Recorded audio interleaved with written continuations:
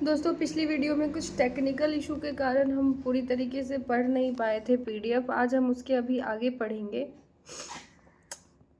हमने पिछली वीडियो में यहाँ तक पढ़ लिया था। संज्ञा सर्वनाम से संयोगात्मक भाषाओं में विभक्तियाँ साथ लगती है, किंतु अपभ्रंश भाषा में अलग से लगने लगी।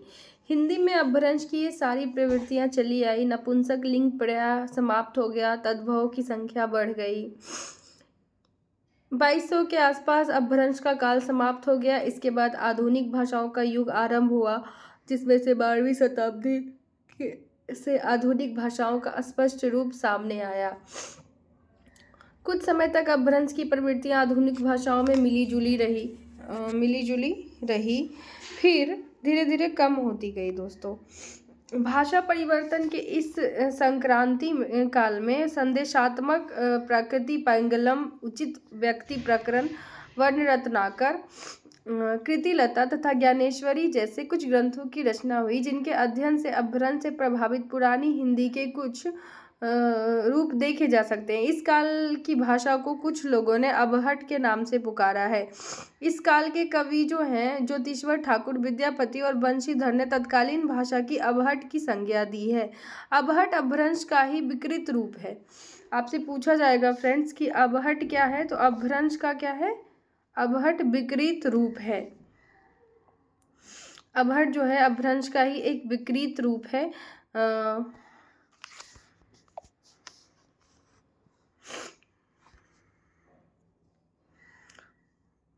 सच पूछा जाए तो संक्रांति में जिस नई भाषा की सृष्टि हो रही थी, उसे पुरानी हिंदी, पुरानी बांग्ला, पुरानी जूनी गुजराती आदि कहना ही उचित होगा।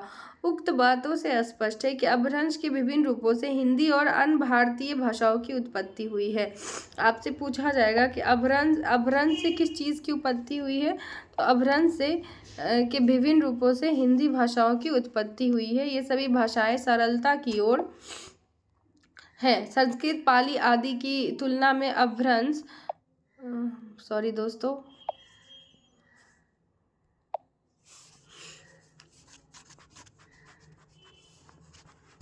अपभ्रंश के शब्द रूप कम हो गए हैं।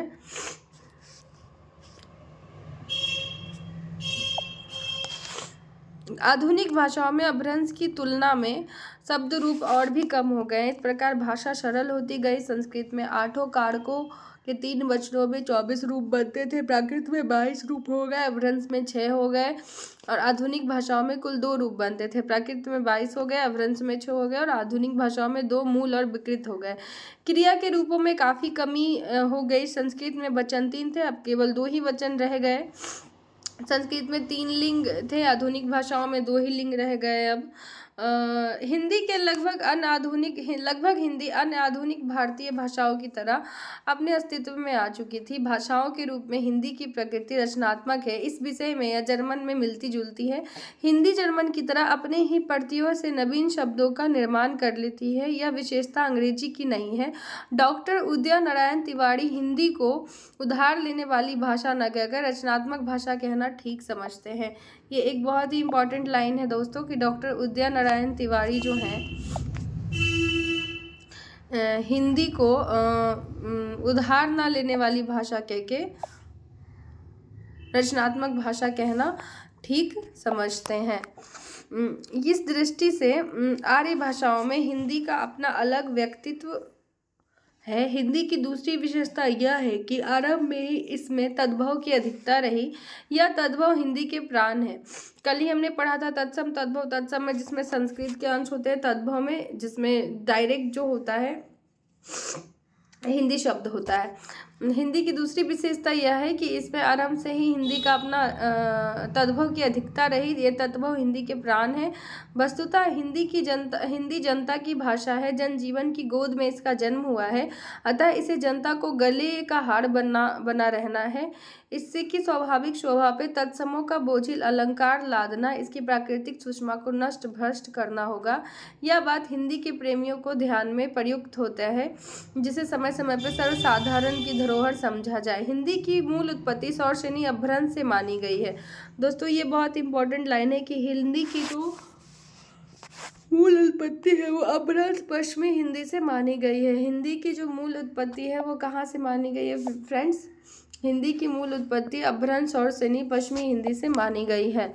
हिंदी के अंतर्गत ये रूप प्रचलित है। पश्चिमी हिंदी से होगा ब्रजभाषा, कन्नौजी, बुंदेली, खड़ी बोली, बांगरू और राजस्थानी।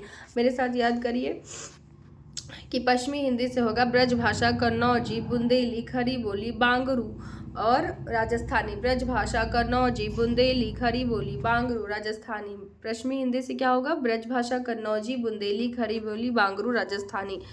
पश्चिमी हिंदी से क्या होगा? ब्रजभाषा, कन्नौजी, ये क्या बोलते हैं, ब्रजभाषा, कन्नौजी, बुंदेली, खड़ी बोली और राजस्थानी। ब्रजभाषा, कन्नौजी, बुंदेली, खड़ी बोली, बांगरू, राजस्थानी। ब्रजभाषा, कन्नौजी, बुंदेली, खड़ी बोली, बांगरू और राजस्थानी। ब्रजभाषा, कन्नौजी, बुंदेली, खड़ी बोली, बांगरू, राजस्थानी। ये सब पश्चिमी हिंदी से। राजस्थानी, बांगरू, खड़ी बोली, बुंदेली, कन्नौजी, ब्रजभाषा, ये सब पश्चिमी हिंदी से। पूर्वी हिंदी से होगा अवधी, बघेली, छत्तीसगढ़ी और बिहारी। अवधी, बघेली, छत्तीसगढ़ी, बिहारी, पूर्वी हिंदी। अवधी, बघेली, छत्तीसगढ़ी, बिहारी, पूर्वी हिंदी। अवधी, बघेली, छत्तीसगढ़ी, बिहारी, पूर्वी हिंदी। अवधी, बघेली, छत्तीसगढ़ी, बिहारी, पूर्वी हिंदी। अवधी, बघेली, छत्तीसगढ़ी, बिहारी, पूर्वी हिंदी। पश्चिमी हिंदी ब्रजभाषा, कन्नौजी, बुंदेली, खड़ी बोली, बांगरू और राजस्थानी। पहाड़ी हिंदी होगी दोस्तों, सॉरी ये कट गया है, कमाऊनी और गढ़वाली। पहाड़ी हिंदी होगा कमाऊनी और गढ़वाली। पहाड़ी हिंदी होगा फ्रेंड्स कमाऊनी और गढ़वाली। हिंदी में अनेक बोलियां के रहते हुए खड़ी बोली की उनकी मूल भाषा, खड़ी बोली ही उनकी मूल भाषा बन गई, जो पिछले 200 वर्षों से विकसित होती रही। इसके समृद्धि में इन सभी बोलियों इनकी समृद्धि में इन सभी बोलियों योगदान करती रहे। इस प्रकार यह देश के कोने कोने में फैलती गई।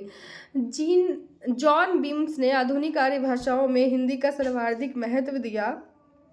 उन्होंने अंतर्वेद यानी मध्य प्रदेश को हिंदी का मुख्य क्षेत्र बताते हुए लिखा कि ये तो हिंदी की अनेक बोलियां हैं, किंतु उसका एक सर्वमान्य व्यापक रूप भी है जिसका विकास दिल्ली के आसपास के क्षेत्र में हुआ है और जो सर्वत्र शिक्षितों के द्वारा एक रूप से खड़ी बोली और समझी जाती है। बीम्स महोदय ने हिंदी के महत्व को प्रतिपादित करते हुए ये भी लिखा है कि हिंदी संस्कृत की वास्तविक उत्तराधिकारिणी है और आधुनिक युग में इस अन्याय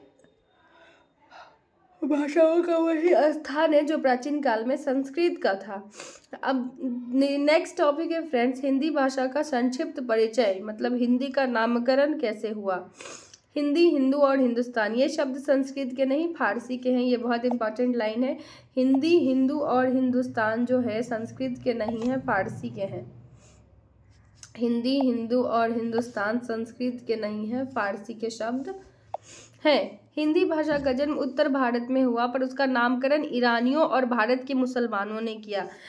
आपसे पूछा जाएगा कि हिंदी भाषा का जन्म कहाँ हुआ? उत्तर भारत में, लेकिन उसका नामकरण ईरानियों और मुसलमानों ने किया। यह बात कुछ ऐसी है कि बच्चा हमारे घर में जन्मे लेकिन नामकरण उसका हमारे पड़ोसी करे। वस्तुतः हिंदी किसी संप्रदाय या धर्म की भाषा नहीं है, इस पर सबका समान अधिकार है। हिंदी का नामकरण एक बड़ी ही दिलचस्प कथा है, उसका विवरण देखिए क्या है, तो आइए जानते हैं। 8वीं सदी से आज तक हिंदी को तीनों अर्थों में ग्रहण किया गया, व्यापक अर्थ में, सामान्य अर्थ में, विशिष्ट अर्थ में। जब तक मुसलमान भारत में नहीं आए तब तक हिंदी शब्द का प्रयोग व्यापक अर्थ में होता रहा।